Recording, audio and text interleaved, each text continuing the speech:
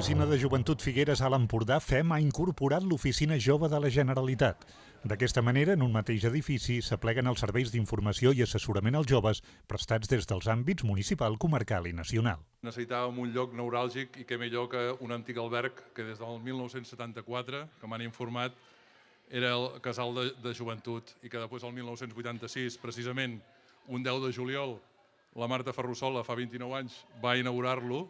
El que pretenem és que aquest espai sigui una finestreta única pels joves perquè puguin accedir a totes les problemàtiques que tenen o les necessitats que tinguin en el camp de les polítiques de joventut, ja sigui de treball, ja sigui de salut, ja sigui d'educació. A més, també esdevenir porta del que és ara la garantia juvenil que s'ha posat en marxa de fet aquest mes i que tota la xarxa d'oficines joves en formarà part i poder-ho fer com hem anat fent sempre les polítiques de joventut, que és a partir d'aquesta proximitat.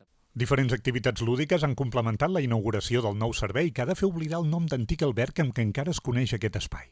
Avui hem complert amb aquesta oficina jove que contribueix a anar dinamitzant aquest espai que, si us fixeu, ja li havia anat quedant el nom d'Antic Alberg de Joventut. O sigui, havia passat a denominar-se pel que havia estat i no pel que anava a ser, no? Havia estat un alberg de joventut aquí, com ha dit en Pere, el regidor, va funcionar durant anys, es va tancar i va haver-hi un impàs de cap on va. I començava a agafar el nom d'Antic Alberg de Joventut. Doncs això ja realment va trencant-se aquesta tendència, torna a dir-se per què és, torna a dir-se per l'oficina FEM i ara es dirà per l'Oficina Jove de la Generalitat. Diferents alcaldes i regidors de la comarca han assistit a aquesta inauguració.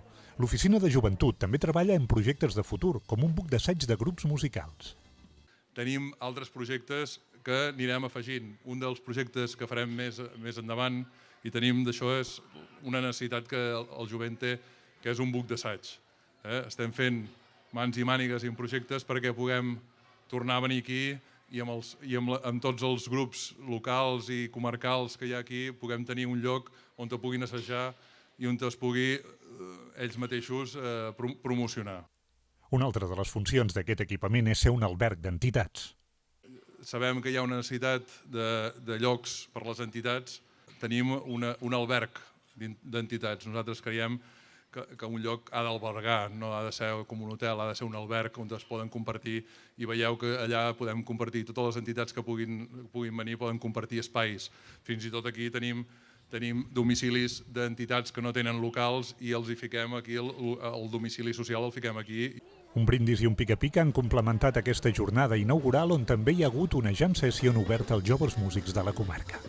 Time to begin, isn't near. I get a little bit bigger, but then I'll admit I'm just the same as I was. No, don't you understand?